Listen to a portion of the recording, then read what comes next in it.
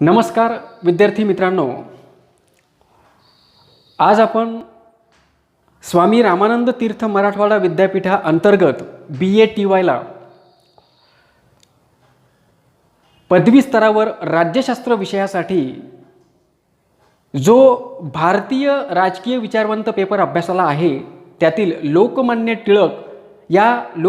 टिळक यांच्या चतुर्सूत्री संबंधीचे विचार आपण पाहणार आहोत। लोकमान्य टिळक यांचे चतुर्सूत्री संबंधीचे विचार स्पष्ट करा असा प्रश्न आपल्याला परीक्षेमध्ये विचारला जातो आणि अनेक वेळेला तो प्रश्न विचारला गेलेला आहे आणि म्हणून त्या दृष्टिकोनातून हा विचार आपल्याला या ठिकाणी समजावून पाहायचा आहे।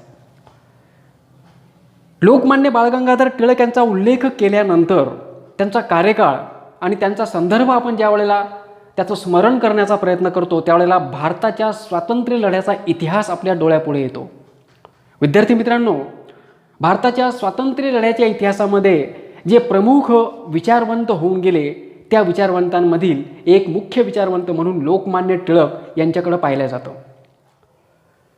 23 जुलै 1856 रोजी त्यांचा जन्म झालेला आपल्याला दिसतो आणि त्यांचा मृत्यू 1 ऑगस्ट 1920ला झालेला आपल्याला पाहावयास मिळतो। एकूणच 1856 ते 1920 हा कार्यकाळ आपण ज्या वेळेला बघतो तर या कार्यकाळामध्ये त्यांच्यावर पडलेले प्रभाव आणि एकूणच त्यांचं जे लिखाण आहे आणि त्यांचे जे विचार आहेत त्यांचा परामर्श आपण ज्या वेळेला घेतो तर त्या परामर्श घेत असताना त्या माध्यमातूनच त्यांचे राजकीय, त्यांचे सामाजिक, त्यांचे राष्ट्रवाद विषयक विचार स्पष्ट होत असताना आपल्याला दिसतात।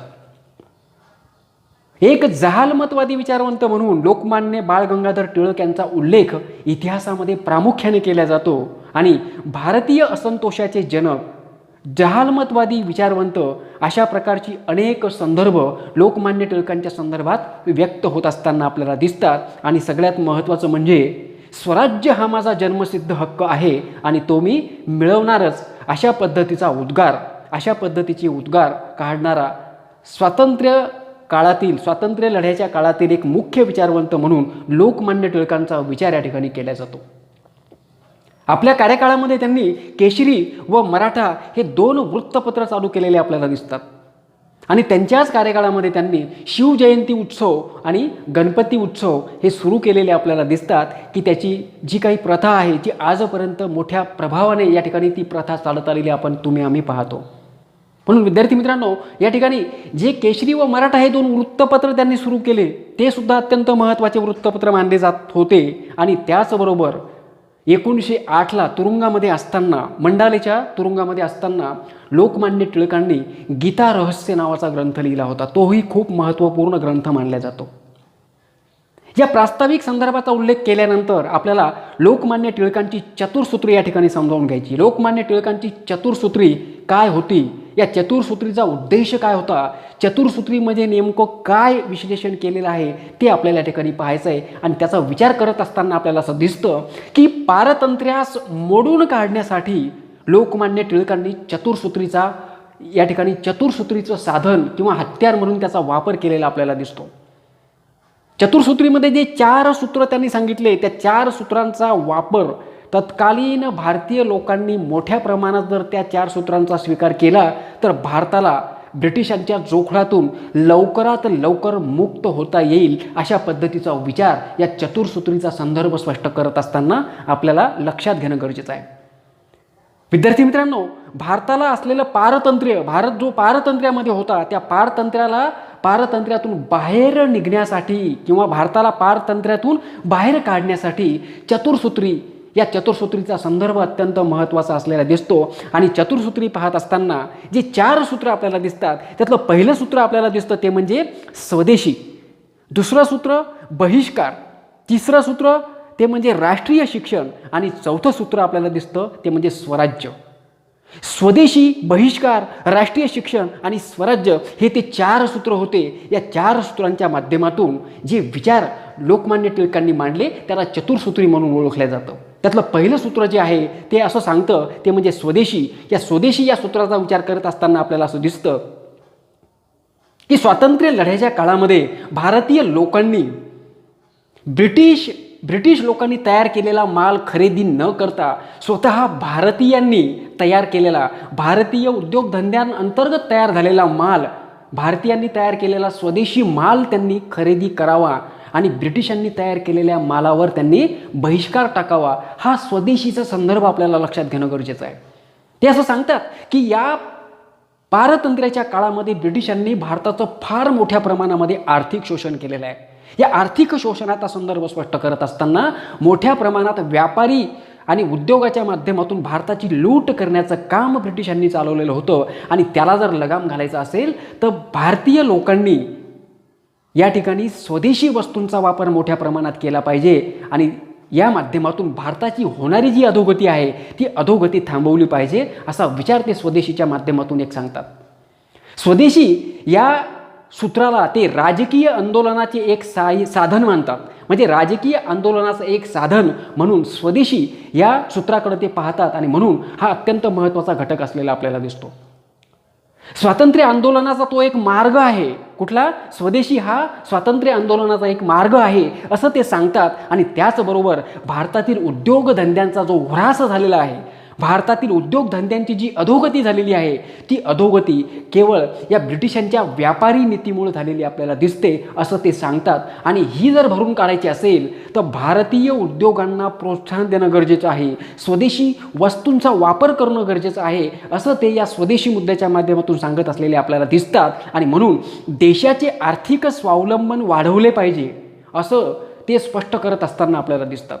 देशाचं आर्थिक स्वावलंबन जर वाढलं तर भारत देश हा परावलंबनातून मुक्त होईल आणि परावलंबनातून मुक्त झाल्यानंतर भारताचं स्वतःचं अस्तित्व या ठिकाणी तयार होईल आणि याची झळ ब्रिटिशांना पोहोचेल आणि त्याच वेळेला ते भारताला सोडण्याचा, भारताला स्वातंत्र्य करण्याचा विचार या ठिकाणी करतील. अशा पद्धतीचा एक विचार या ठिकाणी लोकमान्य टिळकांचा या चतुर्सूत्रीच्या विश्लेषणाअंतर्गत प्रत्यक्ष आणि अप्रत्यक्षरित्या येत असलेला आपल्याला दिसतो.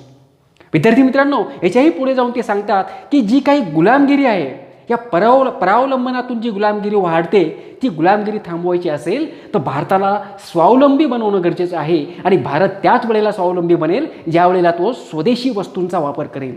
अशा पद्धतीचा विचार या पहिल्या सूत्राच्या माध्यमातून पुढे येत असलेला आपल्याला दिसतो. आणि म्हणून स्वदेशीचा वापर हा स्वावलंबनाचा मार्ग असल्याचं ते सांगतात आणि म्हणून ही गोष्ट आपल्याला लक्षात घेणं गरजेची आहे. हा झाला पहिला मुद्दा, पहिलं सूत्र. दुसरं जे सूत्र आहे लोकमान्य टिळकांच्या चतुर्सूत्रीमधलं पहिलं सूत्र स्वदेशी आणि दुसरं जे सूत्र आहे ते म्हणजे बहिष्कार, राष्ट्रीय बहिष्कार म्हणून सुद्धा आपण त्याचा उल्लेख करू शकतो. मग बहिष्कारामध्ये त्यांनी काय सांगितलं, या दुसऱ्या सूत्रामध्ये काय सांगितलं, ते असं म्हणतात की केवळ स्वदेशी वस्तूंचा वापर करून चालणार नाही, तर ज्या ब्रिटिशांनी आयात केलेल्या वस्तू आहेत, ब्रिटिशांचा जो माल आहे त्या ब्रिटिशांच्या मालावर आणि ब्रिटिशांच्या प्रत्येक वस्तूवर भारतीय लोकांनी बहिष्कार टाकला पाहिजे. ही गोष्टसुद्धा ती स्वदेशी इतकीच महत्त्वपूर्ण या ठिकाणी मानतात आणि केवळ औद्योगिक चळवळ नाही तर राजकीय चळवळ असल्याचं ते सांगतात. म्हणजे ही जी चळवळ आहे कुठली, ही भारतीय स्वातंत्र्याची ही जी चळवळ आहे किंवा या चतुर्सूत्रीचा संदर्भ स्पष्ट करत असताना ते असं सांगतात की ही जी चळवळ आहे ती केवळ औद्योगिक चळवळ नाही तर ही चळवळ एक राजकीय चळवळ असल्याचं ते सांगतात. आणि परकीय मालावर बहिष्कार टाकणं आणि या माध्यमातून त्या मालाला एक प्रकारे तो एक प्रभावी असा विरोध होऊ शकतो असंही मत त्यांनी या ठिकाणी व्यक्त केलेलं आपल्याला दिसतं. स्वदेशीची चळवळ जर यशस्वी करायची असेल, या स्वदेशीची चळवळ जर यशस्वी करायची असेल तर हे दुसरं सूत्र अत्यंत महत्त्वाचं आहे. कुठलं? बहिष्काराचं. म्हणून स्वदेशीच्या चळवळीला यशस्वी करण्यासाठी बहिष्काराचा वापर हा प्रत्येक भारतीयानं केला पाहिजे असं मत लोकमान्य टिळकांनी आपल्या या चतुर्सूत्रीमध्ये या दुसऱ्या सूत्रामध्ये बहिष्कार या सूत्रामध्ये स्पष्ट केलेलं आपल्याला दिसतं. आणि म्हणून हा घटकही सुद्धा अत्यंत महत्त्वाचा घटक मानला जातो. परकीय माल हा ब्रिटनशिवाय अन्य देशाकडून घ्या, म्हणजे ज्या वेळेला भारताला सगळ्याच प्रकारचा माल त्यावेळेला भारतामध्ये होता असं आपल्याला म्हणता येत नव्हतं. अनेक प्रकारच्या काही गोष्टी परकीय देशांकडून घ्याव्या लागत होत्या. तर त्यावेळेला लोकमान्य टिळक असे सांगतात की अशा वेळेला परकीय देशांकडून माल घेत असताना ब्रिटनला वगळून बाकी देशांकडनं तुम्ही माल खरेदी करा, पण ब्रिटनकडनं माल खरेदी करू नका. ही गोष्ट आपल्या बहिष्काराच्या या सूत्रामध्ये ते स्पष्ट करत असताना दिसतात. आणि म्हणून अशा पद्धतीने बहिष्काराचा मार्ग एक प्रभावी असा प्रतिकाराचा मार्ग ठरू शकतो. स्वदेशीच्या मार्गाप्रमाणेच बहिष्काराचा मार्गसुद्धा एक प्रभावी असा प्रतिकाराचा मार्ग ठरू शकतो, असं मत त्यांच्या विचारांच्या माध्यमातून पुढे येत असलेलं आपल्याला दिसतं. याशिवाय जो तिसरा घटक आहे किंवा जे तिसरं सूत्र त्यांनी सांगितलेलं आहे, त्या तिसऱ्या सूत्राचा विचार करत असताना आपल्याला सांगता येतं ते तिसरं सूत्र म्हणजे राष्ट्रीय शिक्षण. स्वदेशी आणि बहिष्कार या दोन सूत्रांबरोबर राष्ट्रीय शिक्षणाची जोड असलीच पाहिजे, अशा पद्धतीचं मत लोकमान्य टिळकांनी आपल्या चतुर्सूत्रीमध्ये व्यक्त केलेलं आहे. ते असं सांगतात की राष्ट्रीय शिक्षणाच्या माध्यमातून एकूणच विचार करत असताना लोकमान्य टिळकांचा हा शैक्षणिक संदर्भ स्पष्ट करत असताना आपल्याला असं दिसतं की सामाजिक कार्याचा प्रारंभ कुणाचा? लोकमान्य टिळकांचा सामाजिक कार्याचा प्रारंभच मुळी शिक्षण क्षेत्रापासून झालेला आपल्याला दिसतो. शिक्षण क्षेत्राच्या सुरुवातीपासूनच त्यांनी अशा पद्धतीने ही वाटचाल सुरू केलेली आपल्याला दिसते आणि म्हणून त्यांच्या सामाजिक कार्याचा प्रारंभ हे शिक्षण क्षेत्र असल्यामुळे शिक्षणाला आणि विशेषतः राष्ट्रीय शिक्षणाला ते खूप महत्त्व देत असलेले आपल्याला दिसतात. शिक्षणाच्या माध्यमातून आपल्या संस्कृतीबद्दल स्वाभिमान जागा होतो आणि म्हणून आपल्या संस्कृतीची माहिती, आपल्या संस्कृतीचा जो इतिहास आहे हा सगळा इतिहास आपल्या भारतीय लोकांना शिक्षणाच्या माध्यमातून दिला जावा, राष्ट्रीय शिक्षणाच्या माध्यमातून दिला जावा. आपल्या संस्कृतीचा आणि आपल्या देशाच्या इतिहासाचा संदर्भ जर राष्ट्रीय शिक्षणाच्या माध्यमातून लोकांपर्यंत जर पोहोचला तर खऱ्या अर्थाने त्या ठिकाणी राष्ट्राभिमान आणि देशभक्ती ही खऱ्या अर्थाने जागी होईल, ही गोष्ट त्या ठिकाणी सांगायला विसरत नाहीत. आणि म्हणून ते आपल्या चतुर्सूत्रीमध्ये राष्ट्रीय शिक्षणाचा पुरस्कार करतात. गुलामगिरीतून मुक्तीसाठी राष्ट्रीय शिक्षणावर भर देत असताना आपल्याला दिसतात आणि म्हणून त्यांचे राष्ट्रीय शिक्षणासंदर्भातले विचारसुद्धा अत्यंत महत्त्वाचे विचार मानले जातात. राष्ट्रीय वृत्तीचे संस्कार करणे हे कशामुळे शक्य आहे तर ते असं सांगतात, लोकमान्य टिळक असे सांगतात की राष्ट्रीय वृत्तीचे संस्कार हे राष्ट्रीय शिक्षणातूनच मिळू शकतात, म्हणून ते राष्ट्रीय शिक्षणाचं समर्थन करतात. आत्मविश्वास आणि देशाविषयी असलेला आदर, देशाविषयी असलेला अभिमान किंवा देशभक्ती जागा करण्यासाठी राष्ट्रीय शिक्षणाचीच आवश्यकता असल्याचं ते सांगतात आणि त्याबरोबरच देशाचे बौद्धिक वैभव वाढवण्यासाठी सुद्धा राष्ट्रीय शिक्षणाची उपयुक्तता स्पष्ट करत असताना आपल्याला दिसतात. आणि म्हणून विद्यार्थी मित्रांनो, या चतुर्सूत्रीचा संदर्भ पाहत असताना स्वदेशी बहिष्कार याप्रमाणेच राष्ट्रीय शिक्षणसुद्धा अत्यंत महत्त्वाचा घटक असल्याचे ते सांगतात आणि म्हणून ही गोष्टसुद्धा आपल्याला लक्षात ठेवणं अत्यंत आवश्यक आहे. त्यांच्या लोकमान्य टिळकांच्या चतुर्सूत्रीचा जो शेवटचा मुद्दा आहे तो म्हणजे स्वराज्य, हा त्यांच्या एकूण चतुर्सूत्रीचा शेवटचा आणि महत्त्वपूर्ण मुद्दा असलेला आपल्याला दिसतो. लोकमान्य टिळकांनी चतुर्सूत्रीमध्ये जो स्वराज्य हा शेवटचा मुद्दा मांडला, त्या मुद्द्याचं स्पष्टीकरण पाहत असताना सुरुवातीच्या 3 सूत्रांप्रमाणेच हे चौथं सूत्रसुद्धा अत्यंत महत्त्वाचं असल्याचं ते सांगतात. स्वराज्य हे लोकमान्य टिळकांच्या एकूण विचारांचं राजकीय उद्दिष्ट असलेलं आपल्याला दिसतं. या राजकीय उद्दिष्टाच्या पूर्तीसाठी स्वराज्य या राजकीय उद्दिष्टाच्या पूर्तीसाठीच त्यांची ही चतुर्सूत्री या ठिकाणी असलेली आपल्याला दिसते. जी काही 150 वर्षांपासून ब्रिटिशांनी भारतामध्ये राज्य करत असताना जी काही व्यापाराच्या माध्यमातून लूट चालवली होती, ती लूट त्याचा विचार आपण ज्या वेळेला करतो त्यावेळेला लोकमान्य टिळक असे सांगतात की दरवर्षी ब्रिटिश साम्राज्यवादाच्या काळात भारतामध्ये 1947 पूर्वी ब्रिटिश भारतातून व्यापाराच्या माध्यमातून दरवर्षी प्रतिवर्षी 30 ते 40 कोटींची लूट भारतातून करत होते. हे अशा पद्धतीचं स्पष्टीकरण देत त्यांनी किती मोठ्या प्रमाणात भारताची लूट होत आहे हे सांगण्याचा प्रयत्न केला आणि ही लूट थांबली तरच खऱ्या अर्थाने स्वराज्य निर्माण होऊ शकतं, ही गोष्ट स्पष्ट करत असताना आपल्याला दिसतात. आणि म्हणून भारतातील सुधारणा या लुटीसाठी केल्या होत्या असं ते सांगतात.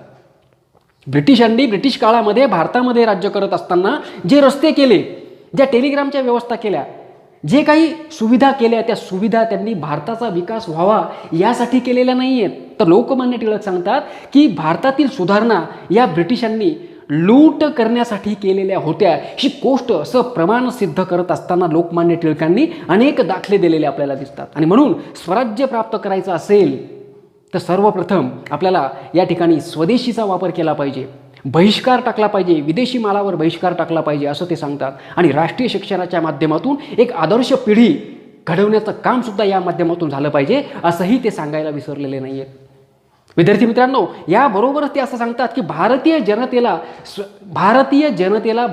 जनतेचाच राज्यकारभार हवा होता, ही गोष्ट या स्वराज्याच्या माध्यमातून पुढे येत असलेली दिसते.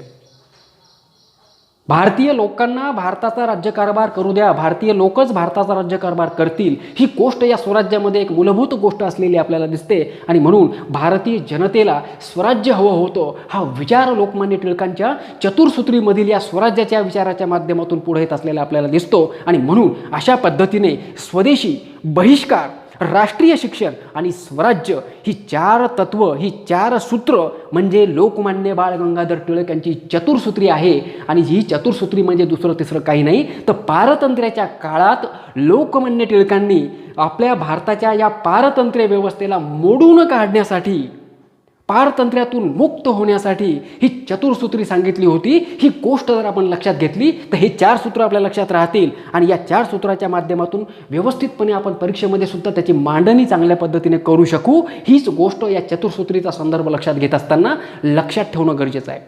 विद्यार्थी मित्रांनो, अशा प्रकारे लोकमान्य टिळकांची चतुर्सूत्री या चार सूत्राच्या माध्यमातून सांगता येऊ शकते. पुढील व्हिडिओमध्ये पुन्हा आपण नव्याने भेटणार आहोत. धन्यवाद. नमस्कार.